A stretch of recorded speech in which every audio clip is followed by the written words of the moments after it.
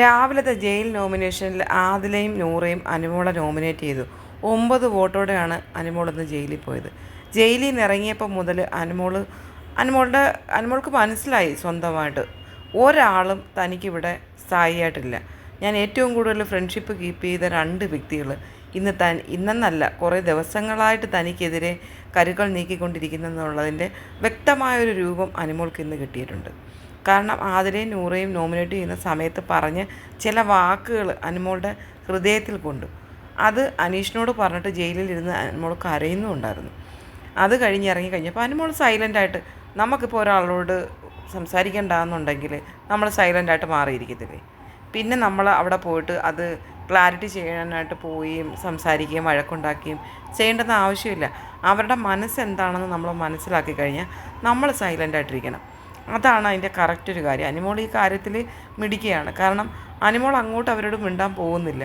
അവർ ഓരോ ദിവസങ്ങളിലായിട്ട് അനുമോളോട് കാണിക്കുന്ന സമയത്തെല്ലാം അനുമോൾ ഇതേ സ്റ്റെപ്പ് തന്നെയാണ് കീപ്പ് ചെയ്തത്. പക്ഷേ ഇവർ ചെയ്യുന്നത് എന്താ? ഇവർ പറയാനുള്ളത് അതിൻ്റെ 4 ഇരട്ടി എല്ലാവരുടെയും മുമ്പ് വെച്ച് അനുമോളെ കളിയാക്കുകയും കുറ്റപ്പെടുത്തുകയും ആക്ഷേപിക്കുകയും ചെയ്ത് കഴിഞ്ഞിട്ട് അതിൻ്റെ തൊട്ടടുത്ത നിമിഷം അനുമോളെടുത്ത് സ്നേഹം കാണിച്ച് വീണ്ടും ചെന്ന് ഒട്ടും. അപ്പോൾ അനുമോൾ നോക്കിയപ്പം ഇപ്പോൾ കുറച്ച് ദിവസങ്ങളായിട്ട് ഈ ഒരു സ്റ്റെപ്പാണ് ഇവർ നീക്കിക്കൊണ്ടിരിക്കുന്നത്. ആ ഒരു കരുക്കൾ നീക്കിക്കൊണ്ടിരിക്കുന്നത് കൊണ്ട് ഇനി ഞാനൊന്ന് കുറച്ച് പിൻവലിയാന്നുള്ള രീതിയിൽ അനുമോൾ ജയിലിൽ നിന്ന് ഇറങ്ങിയിട്ട് മിണ്ടിയതേയില്ല. 3 ഇടത്തായിട്ട് മാറി ഇവർ ആദ്യം ഇരുന്നത് സോഫയിലായിരുന്നു. സോഫയിൽ ചെന്ന് വഴക്കുണ്ടാക്കി. അപ്പോൾ അനുമോൾ അവിടെ നിന്നേച്ച് ബെഡ്റൂമിലേക്ക് പോയി.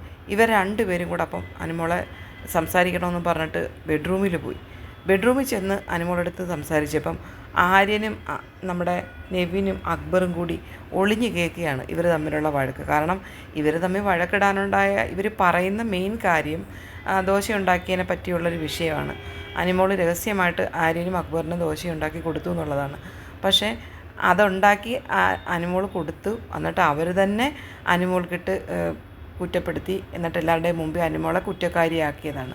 അപ്പോൾ അതിൻ്റെ ക്ലാരിഫിക്കേഷൻ ആണല്ലോ ഈ നടക്കുന്നതെന്നുള്ളത് വെച്ച് ഇവർ പുറത്തിരുന്ന് ഒളിഞ്ഞു നോക്കിയിട്ട് ചിരിക്കുകയാണ്. അപ്പോൾ അനുമോൾ കണ്ടിട്ട് പറയുന്നുണ്ട്, എനിക്കിങ്ങനെ ഇവരെ കൊണ്ട് ചിരിപ്പിക്കാനായിട്ട് ഇട്ട് കൊടുക്കാൻ താല്പര്യമില്ല, വേണമെങ്കിൽ പോയിരുന്ന് സംസാരിക്കാമെന്ന് പറഞ്ഞിട്ട് അതിലെ നൂറയായിട്ട് വീണ്ടും നമ്മുടെ ഊഞ്ഞാലിൽ വന്നിരിക്കുകയാണ്.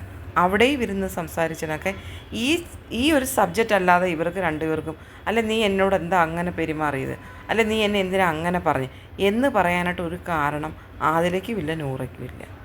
മറ്റുള്ളവരുടെ വിഷയം എടുത്തിട്ടാണ് അനുമോളെ ക്രോസ് വിസ്താരം ചെയ്തുകൊണ്ടിരിക്കുന്നത്. അവിടുന്ന് സംസാരം വീണ്ടും ഗാർഡൻ ഏരിയയുടെ കോർണറിൽ വന്നിട്ട് ചെയറിട്ടിരുന്നിട്ട് ക്ലാരിറ്റി ചെയ്യുകയാണ് അനുമോൾ ഇപ്പോഴും. ഇവരുടെ ലക്ഷ്യം ഇത് മാത്രമേ ഉള്ളൂ, അനുമോളെ ഇമോഷണലി അറ്റാക്ക് ചെയ്യുക. അനുമോൾ പെട്ടെന്ന് ഇമോഷനാവുന്ന ഒരു വ്യക്തിയാണ്. അപ്പോൾ ഇത് ഇവരുടെ ഒരു ഗെയിം പ്ലാനാണ്. എത്രയും ഇതായിട്ട് അനുമോളെ ടോർച്ചർ ചെയ്യാമോ അത്രത്തോളം ടോർച്ചർ ചെയ്യും. രാവിലെ മുതൽ ഉച്ച വരെ ടോർച്ചർ ചെയ്യും. ഉച്ചയ്ക്ക് ശേഷം രാത്രി വരെ ഭയങ്കര സ്നേഹം കാണിക്കും. ഇതാണ് ഇവർ